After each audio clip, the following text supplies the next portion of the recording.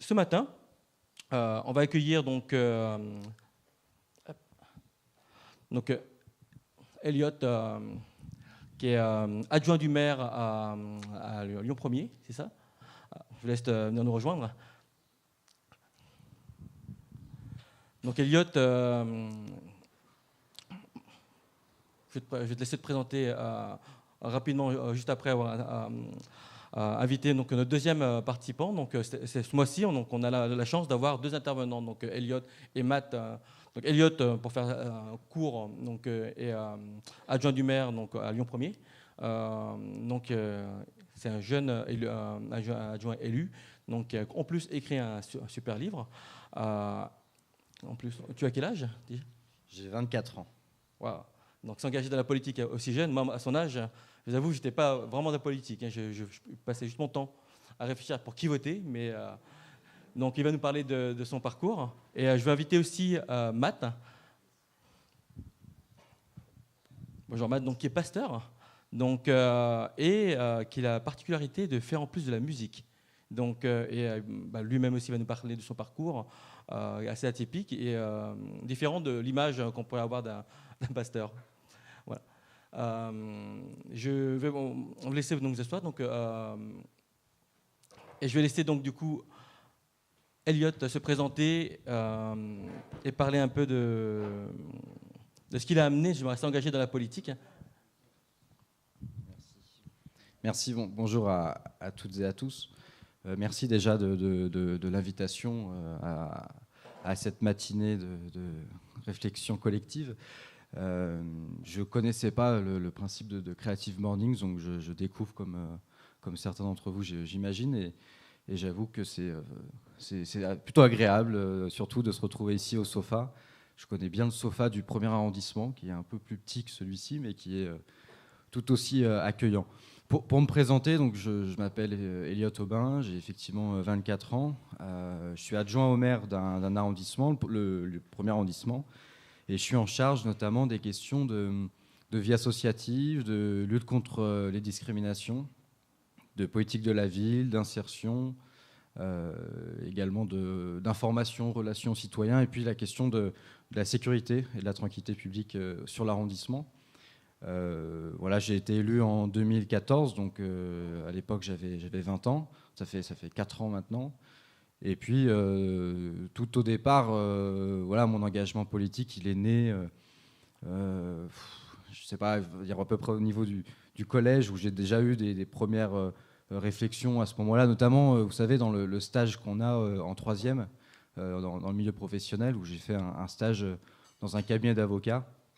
Et où à la fin de mon stage, l'avocat m'avait offert les 2 livres de Robert Badinter sur l'abolition de la peine de mort et son combat pour l'abolition de la peine de mort. Et en fait, je me suis un peu pris de passion pour ce combat-là, et je me suis rendu compte que par l'action politique, on pouvait changer des choses. Et donc, voilà, c'est un peu né à ce moment-là. Et puis, j'ai rejoint donc Jean-Luc Mélenchon en 2010. Et on a mené la campagne de 2012. Voilà, l'élection municipale en 2014. Enfin, voilà, donc c'est le fruit de plusieurs étapes. Et également, j'ai été candidat sur la première circonscription du Rhône aux dernières législatives. Donc on a réussi à se qualifier au second tour, mais on n'a pas gagné non plus. Donc voilà.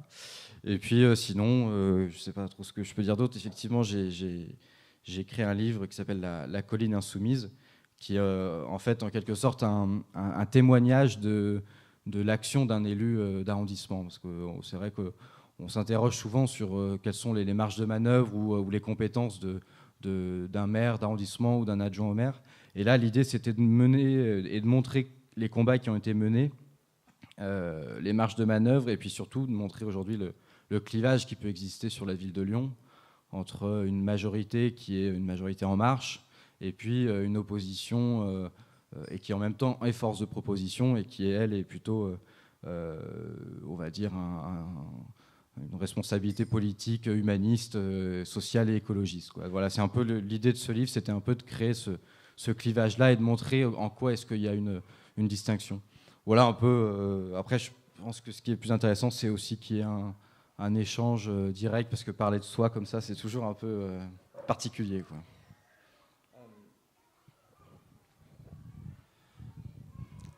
Qu'est-ce qui t'a, parce que bon, tu t'es engagé donc assez tôt, mais qu'est-ce qui t'a motivé? Parce que bon, tu as fait des stages justement pour voir un peu ce que la vie professionnelle te pourrait te proposer, mais qu'est-ce qui a été l'élément déclencheur qui t'a amené à vouloir t'engager dans une politique assez jeune? Parce que c'est pas courant comme.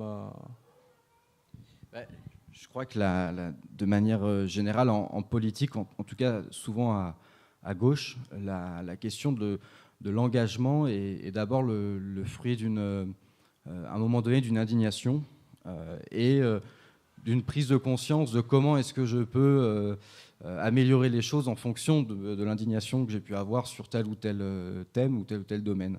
Et moi, c'était à un moment donné de me rendre compte,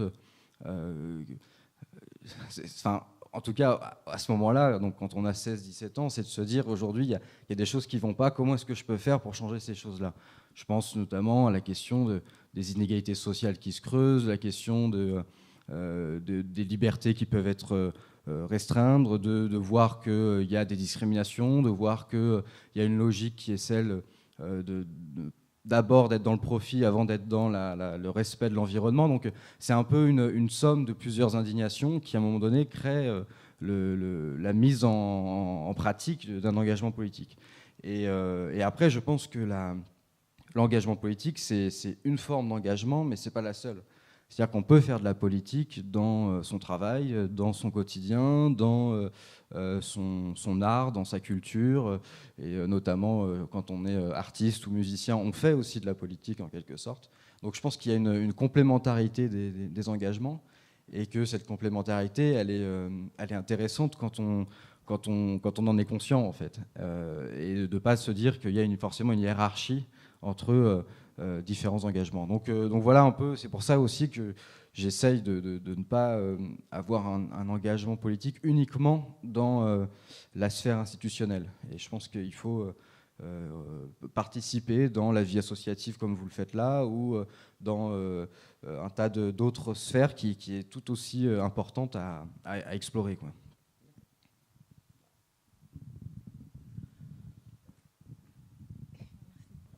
Bonjour. Du coup, juste une question, une précision par rapport à ce que vous venez de dire, par rapport au lien entre la complémentarité et la hiérarchie entre les différents types d'engagement. Il y a complémentarité, il y a hiérarchie, il y a l'un et l'autre, l'un ou l'autre. Comment ça fonctionne?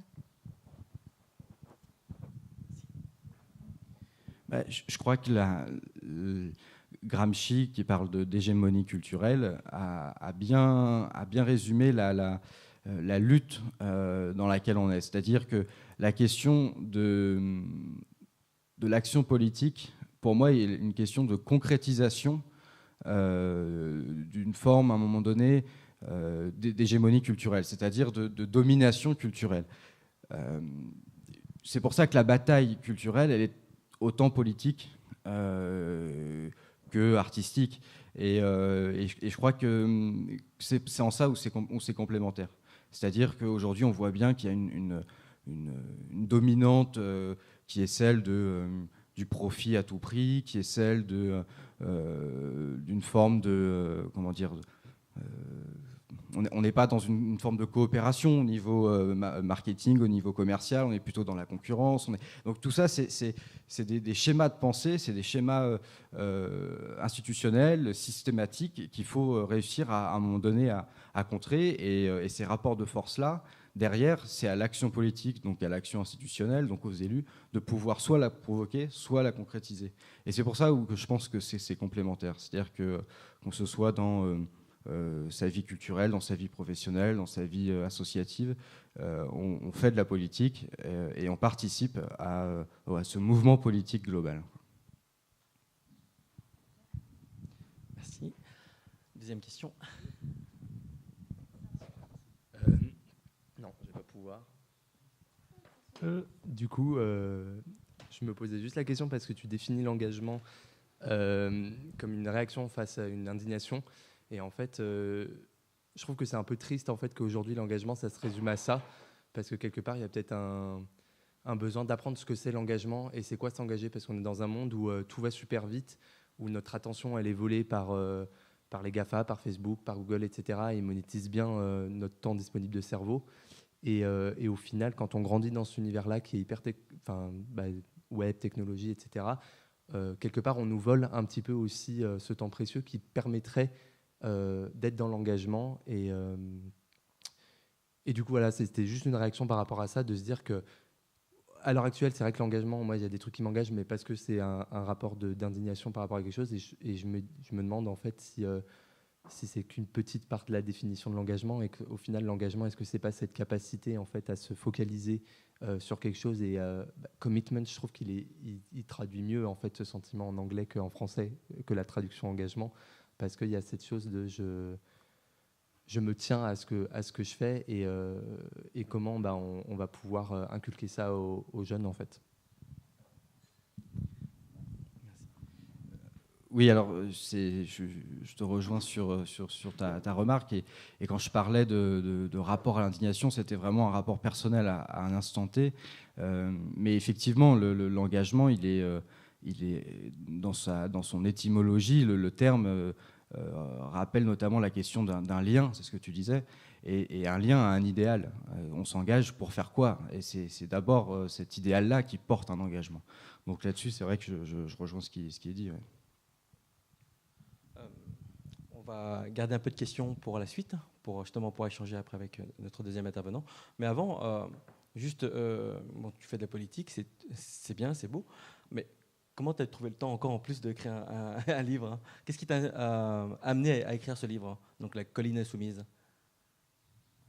Alors, je l'ai écrit en quelques mois en été, donc on n'a plus forcément d'action à ce moment-là, enfin moins d'action en tout cas en mairie. Pourquoi? C'était souvent, on me demandait quel est ton rôle en tant qu'élu. Comment est-ce qu'à 20 ans, on peut concilier à la fois un mandat avec une vie sociale, avec des études, et puis quel est le rôle exactement que tu as. Et c'était vraiment cette motivation au départ qui a lancé la réflexion d'écrire ce livre. Et au-delà de parler de moi, l'idée c'était aussi de parler de combat politique. Et vraiment, c'est pour ça que j'y reviens. C'était là, au travers il y a 10 chapitres dans ce petit livre. Et il y a notamment la question des services publics, la question de la culture, la question de discrimination, la question de la laïcité.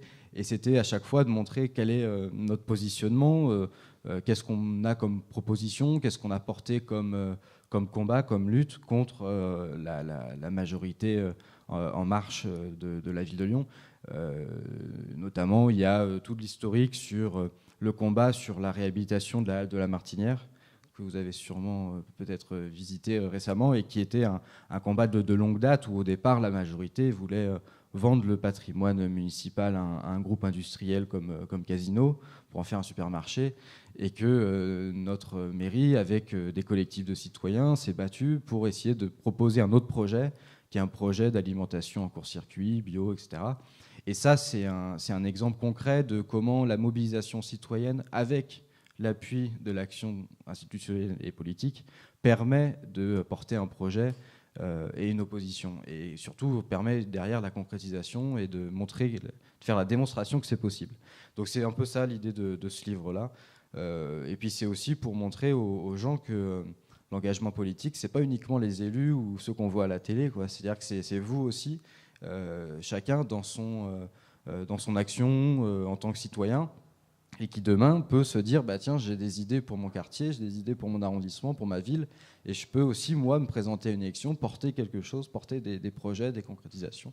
Donc c'est un peu ça, c'est le témoignage d'un qu'est-ce que c'est être élu à Lyon d'un arrondissement. C'est un peu ça l'idée du livre. Merci pour cette première intervention qui nous a beaucoup éclairé sur ton parcours. Je te laisse encore... reste parmi nous. Je vais inviter du coup Matt Marvan qui va se présenter et parler un peu de son parcours à lui. Vous pouvez applaudir Elliot. Hein. Merci.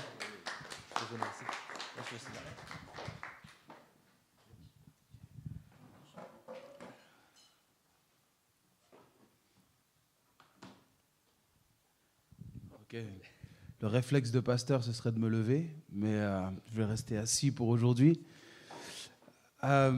Déjà, premièrement, j'aimerais remercier toute l'équipe des Creative Mornings. Et puis, c'est vrai que je ne connaissais pas. C'est, en tout cas, je trouve une super initiative. C'est Landy qui m'a fait découvrir ça. Après tout, je suis lyonnais depuis septembre. Je viens de Dijon. Et donc, je suis venu avec ma femme aujourd'hui. Nous avons 3 enfants. Et, donc, ils ont 11 ans, 9 ans et 3 ans. Et donc... Donc merci en tout cas de m'avoir invité, je me sens vraiment honoré et puis en même temps beaucoup aussi de joie d'être avec vous aujourd'hui et de partager sur ce thème de l'engagement qui est un thème fort, on l'a entendu juste là il y a quelques instants, il parlait vraiment d'indignation, c'est des mots forts en tout cas qui nous sont partagés ce matin et donc j'aimerais parler un petit peu de mon parcours et puis aussi vous parler un petit peu aussi de la raison de mon engagement en fait, ce qui fait qu'aujourd'hui d'un côté, je suis musicien, artiste, voilà. Mais ça, je pense que c'est une partie à la limite qui vous est assez banale. Le côté pasteur, peut-être un peu moins. Et c'est peut-être là-dessus que aussi j'aimerais peut-être parler un peu plus. Donc moi, comme je vous l'ai dit, donc je suis originaire de Bourgogne. Et mon parcours, il est je veux dire, assez banal. Dans le sens où, bon, moi, j'ai grandi dans une culture... chrétienne. Mon père est pasteur aussi actuellement. Alors même si mon père est pasteur actuellement, ça ne veut pas dire forcément que je suis né avec l'étiquette pasteur sur mon front. Ok, c'est pas juste quelque chose qui s'hérite comme ça. D'ailleurs, on est plusieurs frères et sœurs et je suis le seul aujourd'hui à exercer le pastorat. Et donc voilà, c'est pas quelque chose d'immédiat ni d'héréditaire, mais c'est plus vraiment une démarche personnelle. D'ailleurs, prenons un exemple simple, c'est pas parce que vous avez un chat, par exemple, il y a des gens qui ont un chat ici. Ouais, Landy, je sais que tu as un chat. Ouais. C'est pas parce que tu emmènes, mettons, ton chat à la fac que ça fait de lui un étudiant. Tu vois ce que je veux dire. Il y a un moment donné, ça va beaucoup plus loin que ça. Et puis, bon, j'ai aussi épousé une fille de pasteur. Alors, vous allez me dire, ah, bah, toi, tu étais vraiment encerclé.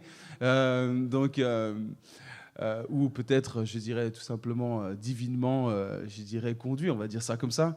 Mais... donc tout ça pour dire que c'est un petit peu dans le contexte dans lequel j'ai grandi. Et puis donc voilà, j'ai fait des études. Je suis parti faire une école de théologie en Angleterre pendant 2 ans. À l'âge de 20 ans, je suis parti. Et puis à 22 ans, c'est là aussi où j'ai commencé à servir dans l'église où j'étais, donc à Dijon. J'aimerais déjà peut-être, avant de parler vraiment de l'engagement, peut-être citer deux citations qui sont assez fortes. Vous me permettrez une que je tire directement de la Bible, puisque forcément je suis le principal intéressé ce matin, qui est tirée, c'est l'apôtre Paul qui dit « Tout ce qui n'est pas le produit d'une conviction est péché ». Donc comme quoi la conviction c'est quelque chose d'extrêmement important. Et puis une d'un philosophe français qui s'appelle Gustave Thibon, qui a dit « Le doute est un poison pour la conviction et un aliment pour la foi ». Et j'aimerais peut-être résumer mon engagement en 2 points. Je réfléchissais à ça hier. Je me dis comment je peux résumer ça, parce qu'en même temps, c'est toute ma vie. Donc, mais la première chose, ça part d'une conviction. On a parlé d'indignation tout à l'heure, mais ça rejoint aussi ce mot-là, conviction, d'être convaincu de quelque chose. Et c'est ce que je vis aujourd'hui, pour moi, est le fruit d'une conviction. Une conviction, c'est vraiment cette croyance absolue, purement et pleinement personnelle aussi.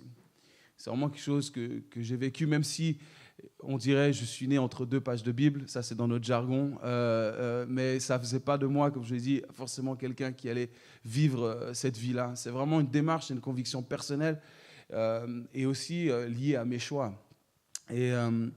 Et j'ai cette conviction qu'aujourd'hui, ce que je vis, c'est vraiment le meilleur pour moi. Ça, c'est quelque chose d'important de savoir que ce que je vis, c'est le meilleur pour moi aujourd'hui. Et c'est pleinement ce que je vis aujourd'hui. Et en même temps, je crois que notre taux ou mon taux de conviction va déterminer aussi mon taux d'implication, mon taux d'engagement, en fait. Plus je suis convaincu de quelque chose, plus je vais m'engager. Quand je vois 24 ans, c'est forcément qu'il a des idées, il est pleinement convaincu. Il n'écrit pas un livre juste parce qu'il est juste pour le plaisir d'écrire, c'est qu'il y a vraiment une réelle conviction. Puis d'ailleurs, le titre en parle, La colline insoumise. Il y a vraiment des convictions très fortes là dans ce livre.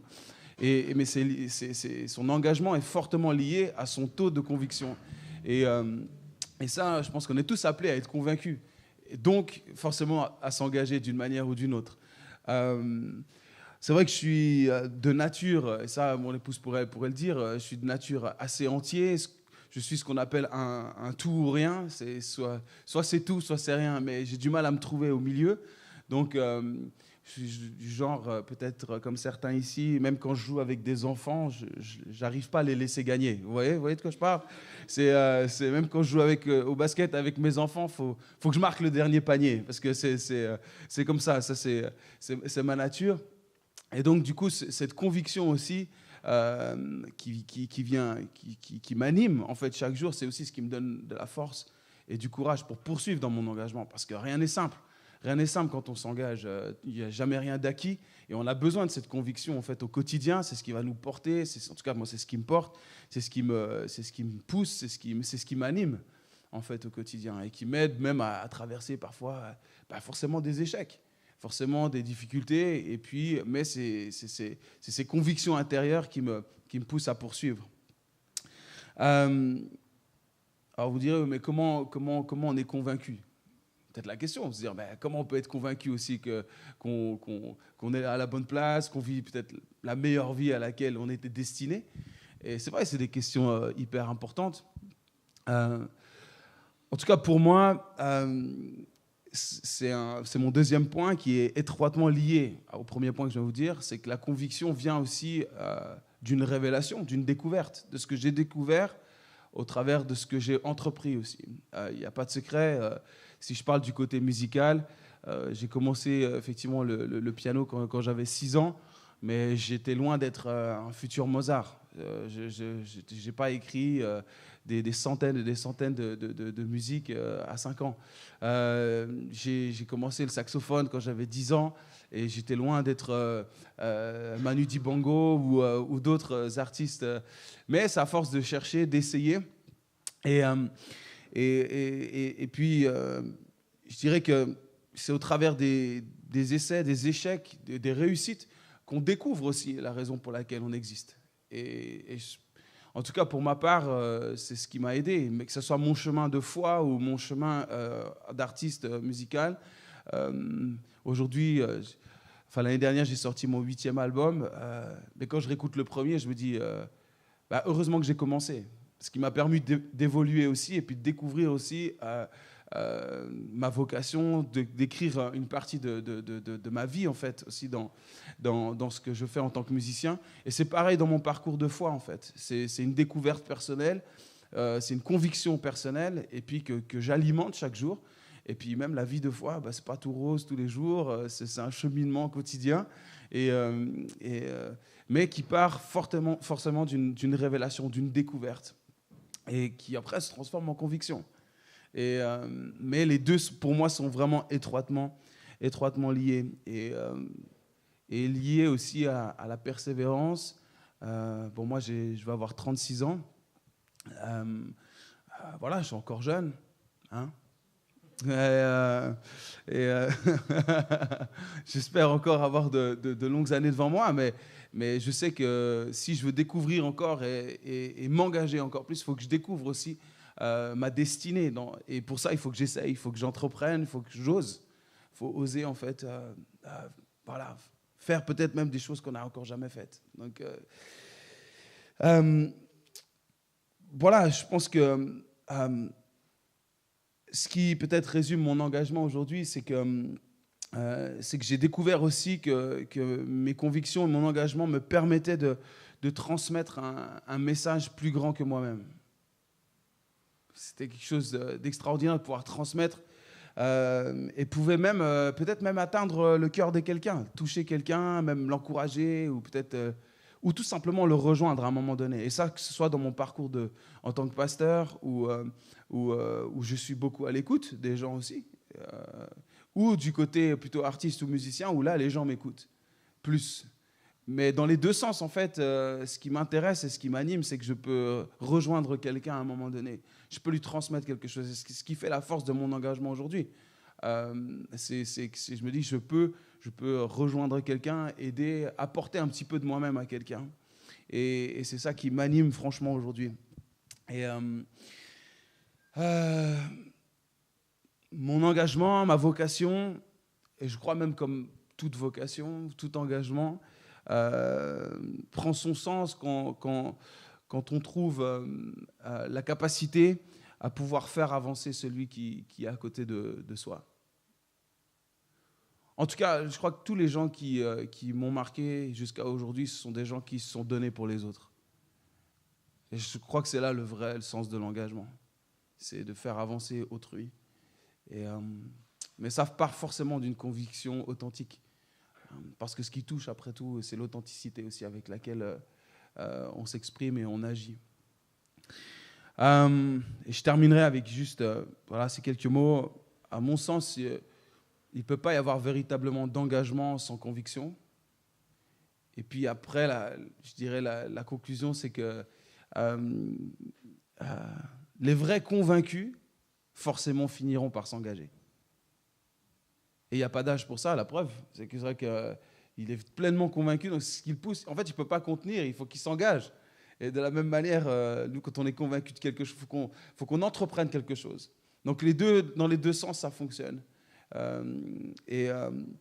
C'est Luther King qui disait parfois le silence devient une trahison.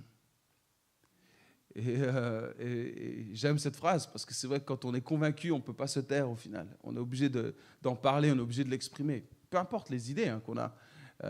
Et on peut être convaincu de choses totalement opposées. Et je pense que si je discute avec Elliot ce matin, probablement on ne se rejoindra pas sur tout, mais on est forcément convaincu de ce qu'on parle aussi. C'est ce qui nous amène ici ce matin. Donc c'est vraiment à un moment donné le silence, on peut pas le laisser dans notre vie. On est obligé parce que c'est notre conviction, notre engagement qu'on a découvert aussi dans ce qu'on a entrepris et dans ce qu'on a essayé aussi. Et c'est là qu'on a senti, en tout cas moi, que j'ai senti ma destinée au fur et à mesure de ces années. Donc voilà, en quelques mots. Je ne sais pas combien de temps j'ai pris là, mais voilà un petit peu mon parcours. Merci beaucoup, Matt. Moi, j'ai une question, enfin j'en ai plusieurs, mais j'en laisserai aussi au public. C'est comment un profil comme le tien, je veux dire, pasteur qui a une telle conviction, qui s'est intéressé aussi, qui a développé aussi un parcours musical, arrive à intéresser, à poursuivre, on va dire, cette quête musicale, parce que c'est pas simple. Il y a beaucoup de groupes qui essayent de se lancer et qui arrivent difficilement à percer. Toi, tu as quand même réussi à convaincre un label de musique américaine à s'engager avec toi. C'est quand même énorme. Tu pourrais me parler un peu de ce parcours atypique, de ce passage? Ouais, c'est vrai. Pour la partie clairement musicale, c'est évident qu'il y a énormément de choses qui se font. Il y a, je dirais, surtout actuellement, avec un petit peu la banalisation de la production musicale, c'est vrai qu'il y a de la musique partout, ça crée... en même temps, c'est extraordinaire. Mais en même temps, d'en faire, je dirais, une activité soit professionnelle, soit semi-professionnelle. En tout cas, ça n'a jamais été vraiment mon objectif. Moi, j'ai grandi effectivement dans la culture de l'église, où je chantais à l'église, où je chante toujours à l'église. Ça fait partie vraiment une grosse partie de mon temps, où je chante dans les églises.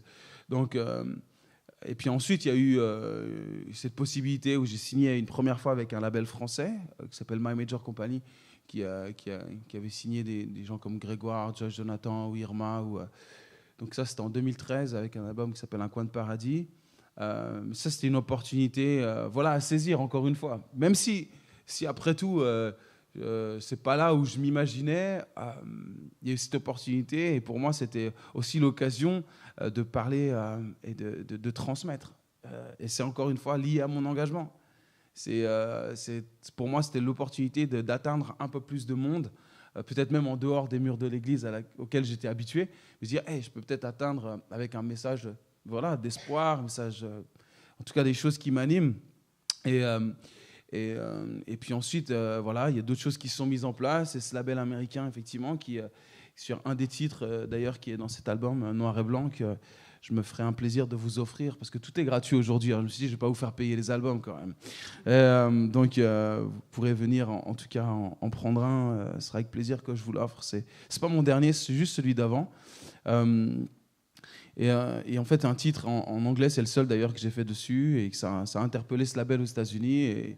Et donc, c'est comme ça un petit peu que les choses se sont faites, quoi. Et voilà, beaucoup de bonnes surprises, je dois dire. Beaucoup de bonnes surprises et aussi de foi.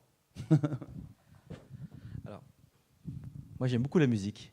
Et je suis un grand curieux. J'aime bien tester, écouter beaucoup de musique. J'ai vu que tu es venu avec ta guitare. Yes.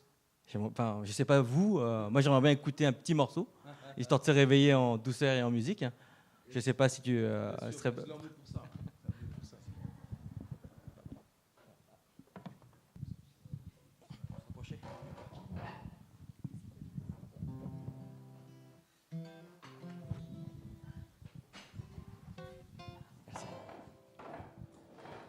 C'est un titre que je me suis dit quel titre je vais pouvoir faire. Et j'aimerais juste vous... En fait, c'est un titre qui s'appelle Un homme blessé, qui parle effectivement d'une découverte que j'ai faite et d'une rencontre surtout. Donc, je laisse découvrir ça.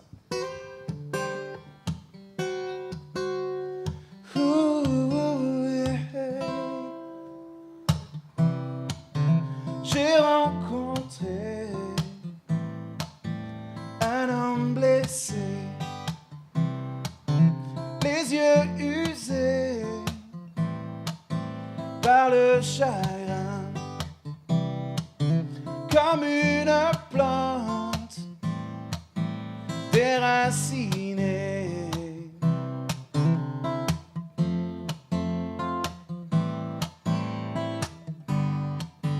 Je vois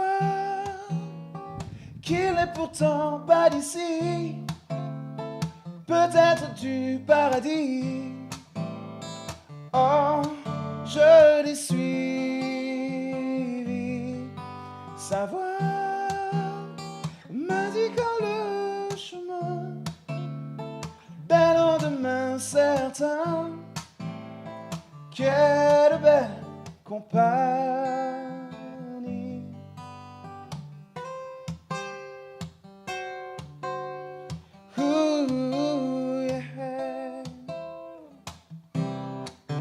Depuis ce jour, j'ai découvert un ange du ciel, devenu mon frère. Toute son histoire est un livre ouvert, un grand partage dont je suis fier. Je vois qu'il n'est pourtant pas d'ici, peut-être du paradis. Oh, je l'ai suivi. Sa voix m'indiquant le chemin d'un lendemain certain. Quelle belle compagnie.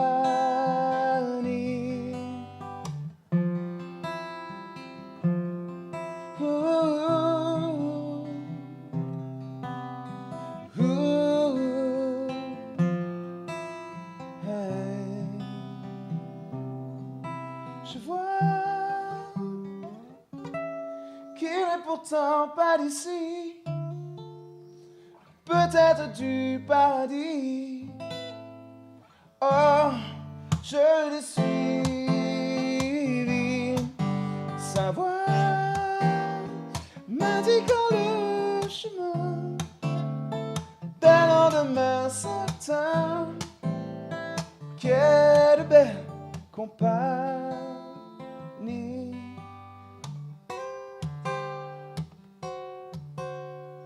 Ooh, yeah. Hey. Merci, bravo. Merci.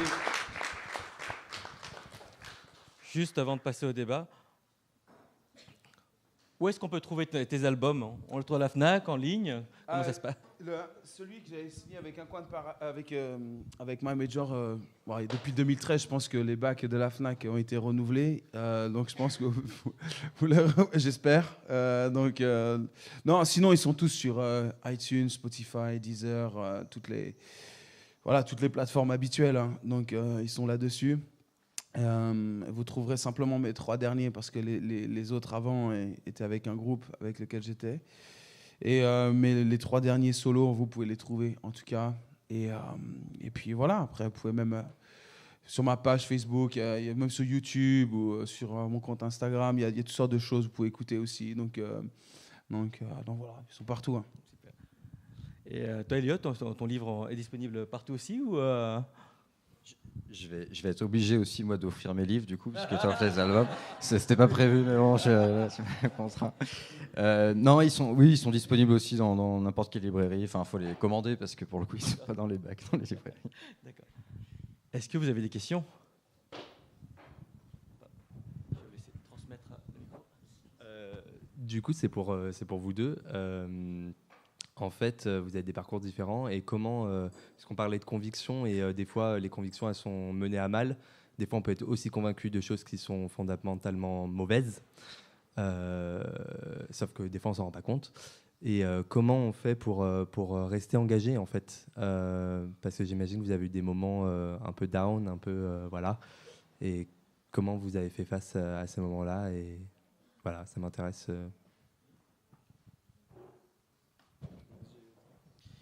Il y a un terme qui a été employé tout à l'heure par Matt, c'est le terme de doute. Et je crois qu'il est aussi très important à la fois d'avoir une force de conviction et à la fois avoir une force de doute.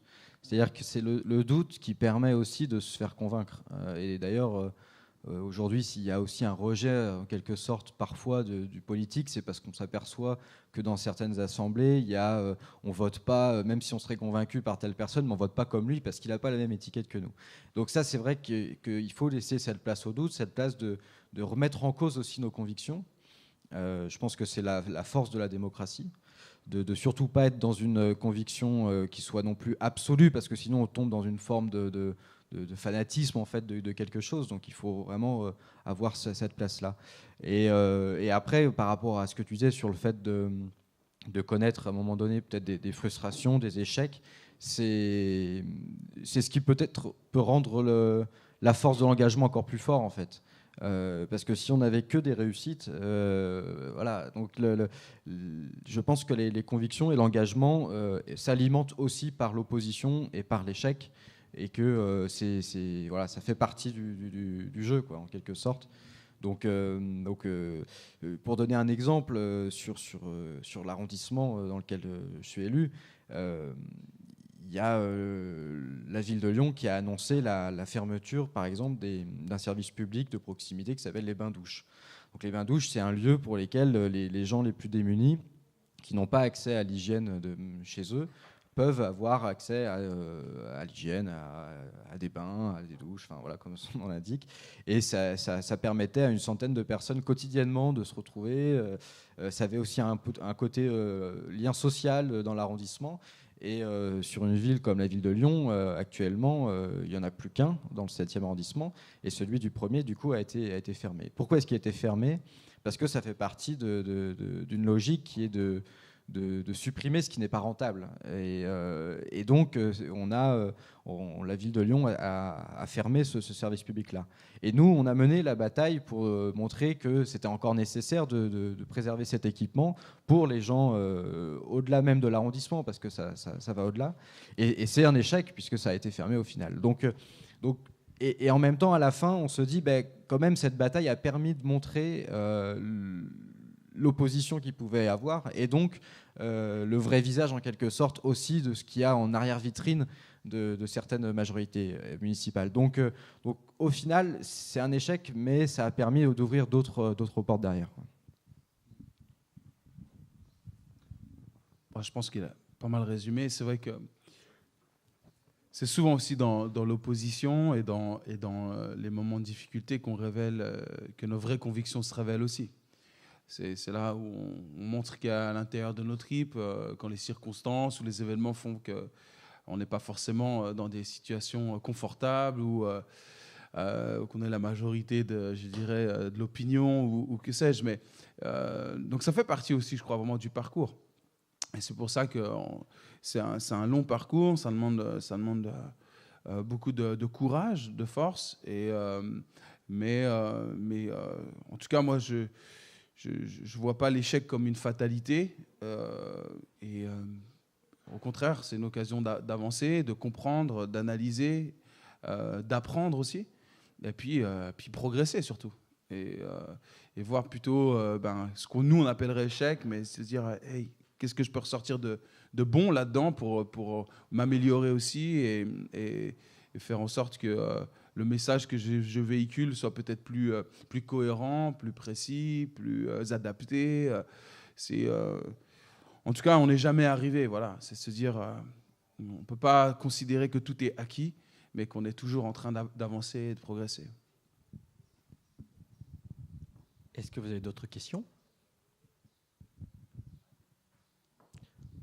Bon, écoutez, merci d'avoir participé. Donc, si, une question. J'ai une question pour Elliot. Je pense que c'est peut-être intéressant de confronter ou faire rejoindre les points de vue. Est-ce que, Elliot, vous avez la foi après, à vous de la définir, mais... Je suis aussi très attaché au principe de laïcité. Et en tant qu'élu, je crois que j'ai la responsabilité de ne pas dire si je suis croyant ou pas croyant, si je suis juif, musulman, chrétien, agnostique, athée, franc-maçon, j'en sais rien. Je crois que j'ai la responsabilité de ne pas le dire et d'avoir un peu ce devoir de neutralité-là. Donc j'essaye de tenir cette ligne de conduite. Après, je ne parle pas forcément de foi, mais je parle d'idéal. C'est-à-dire que je suis, en tant que militant politique, porté par un idéal, qui est celui que j'ai essayé de résumer tout à l'heure, qui est un idéal d'humanisme, et qui se concrétise par mon engagement politique associatif. Mais j'imagine que d'autres sont portés par des idéaux de même nature, mais qui les portent avec un autre engagement, quoi.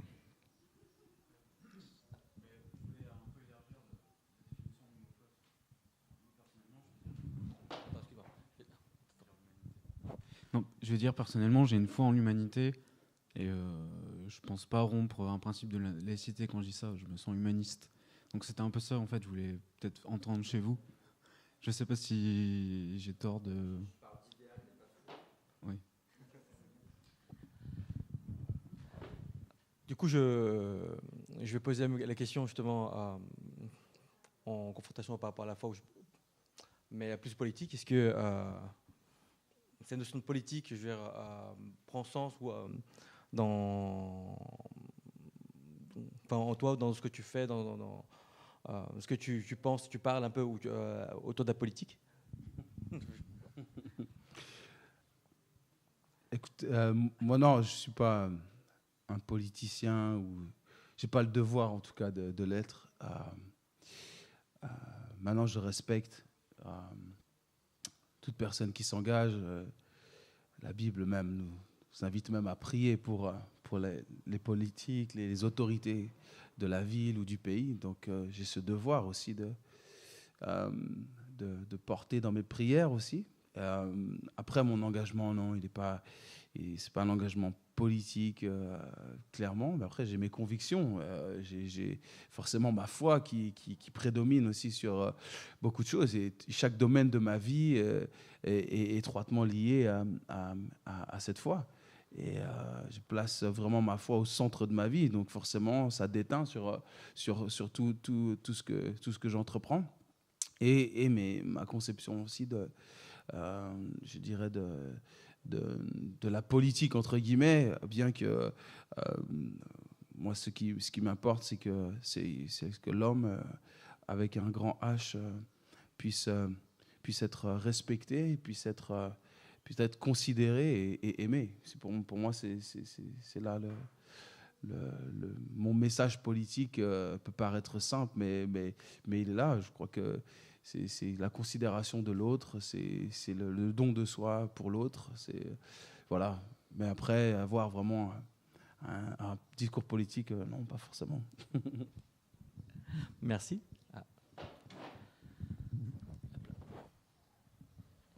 Bon, moi, j'ai une question pour tous les deux, du coup. Je ne sais pas comment je vais la formuler, mais par rapport à vos engagements respectifs, en fait, comment vous faites dans la vie pour, on va dire, ne pas prostituer vos convictions, mais vivre avec les gens, genre, enfin, Matt, voilà, par rapport à ta foi, des fois, il y a des endroits où il ne faut pas parler de sa foi et tout, parce qu'on est dans un état laïque. Toi, enfin, ça va être très bateau comme exemple, mais j'imagine un repas de famille, on dit toujours il ne faut pas parler politique, et pourtant tu es très engagé là-dedans. Comment, en fait, vous faites pour gérer parce que, comme c'est des convictions que vous avez, j'imagine qu'en fait, vous voyez pas, toi, une vie où tu es chrétien et une vie où tu es un homme chrétien, toi, une vie où tu es un engagé politique et une vie où tu es juste un jeune de 24 ans, entre guillemets. Donc, comment vous gérez ça dans la vie ?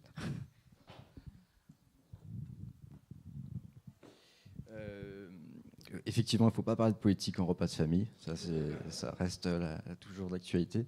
Non, c'est une question que je me pose encore aujourd'hui. C'est-à-dire que c'est une question qui rythme mon engagement, et notamment depuis que je suis élu, particulièrement, parce que je me suis...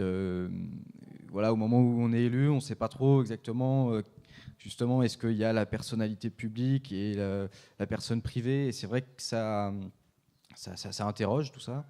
Donc je me suis j'ai suivi une devise voilà, après avoir échangé avec d'autres élus qui avaient plus d'expérience, et j'ai suivi comme devise celle de la responsabilité dans l'engagement. Donc c'est-à-dire d'avoir la force de l'engagement qui soit toujours authentique, c'est le terme qui a été employé, mais avec responsabilité. Donc c'est-à-dire avec une forme d'adaptation suivant le domaine, mais voilà, la responsabilité dans l'engagement, c'est-à-dire la force des convictions, la cohérence des convictions, mais la responsabilité de représenter tout le monde, d'écouter tout le monde, voilà. Donc c'est un peu je dirais cette devise-là qui peut peut-être permettre de résumer les deux. C'est un peu ce que tu disais, quoi. Je ne sais pas si ça répond totalement à ça, mais en tout cas, je me pose encore des questions par rapport à ça. C'est sûr que c'est un vaste sujet. Après, je crois que effectivement, il y a aussi comprendre le contexte dans lequel on est. Le but, en tout cas pour moi, c'est de rejoindre les personnes là où elles sont. Et parfois, prêcher plus par les actes que par les mots.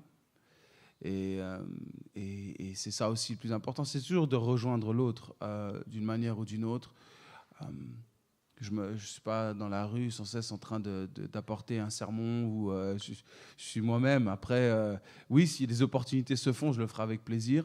Mais c'est pas du systématisme. Il y a aussi, on est quand même doté d'une intelligence et d'une sagesse pour pouvoir utiliser les choses dans leur bon contexte. Et pour moi, ça c'est important aussi, leur respect aussi des uns et des autres.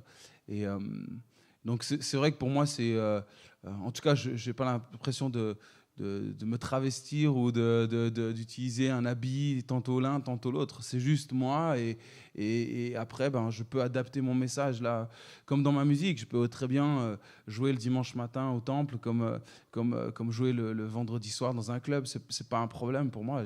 Par contre, je vais pas forcément avoir le même répertoire. Vous imaginez, quoi.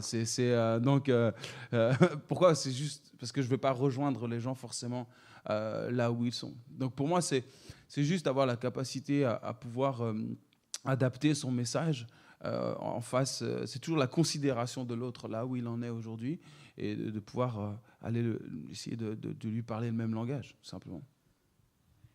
Il y a une question là-bas. Je ne sais pas si...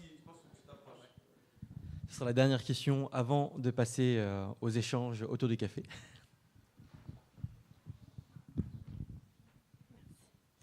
Je dirais par rapport à l'adversité ou par exemple à toi, aux gens du parti politique opposé, quand vous avez eu est-ce que vous avez eu dans votre vie soit des blessures, des remises en question à ce moment-là? Comment est-ce que vous avez géré ça? Est-ce que vous avez eu recours aussi peut-être au groupe ou je vois par exemple aussi en musique, il y a beaucoup de concurrence.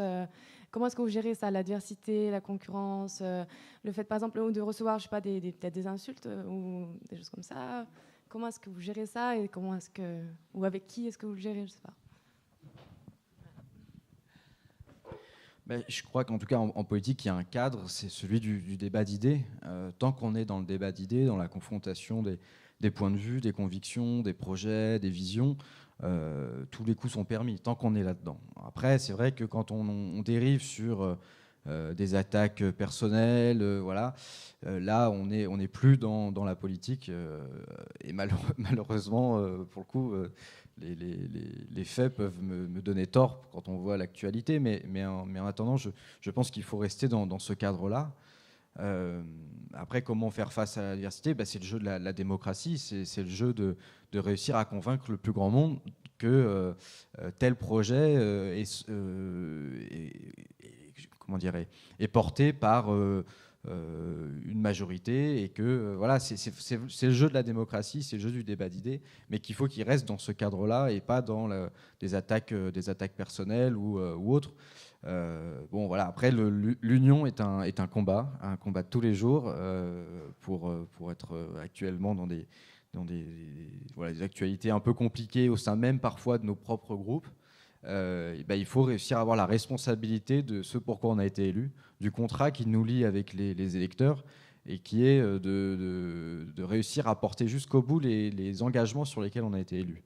Donc voilà, après c'est une question de fidélité, de responsabilité au contrat qui nous lie aux électeurs et au cadre du débat d'idées. Voilà. C'est sûr que la concurrence, elle est rude, en tout cas pas au niveau pastoral, parce que ça c'est sûr que... Mais au niveau musical, beaucoup plus. C'est vrai que il faut rester soi-même, mais en même temps, des coups, on en prend. Moi, je me souviens quand My Major, j'ai signé l'album avec eux, j'ai reçu des messages horribles. Des gens qui disaient comment ça, maintenant on produit des violeurs d'enfants. Ça allait très loin, quoi, dans les propos. Après, il faut savoir aussi d'où ça vient et arriver à faire la part des choses. Je ne dis pas que ça ne m'a pas atteint sur le moment, mais à un moment donné, il faut aussi comprendre que ça fait partie du parcours. Il y a des gens qui ne comprennent pas, peut-être des gens qui ne nous aiment pas, qui nous détestent, des gens qui ne nous supportent pas. Et après tout, on ne peut pas plaire à tout le monde, ça c'est une évidence. Et après, c'est juste rester soi-même.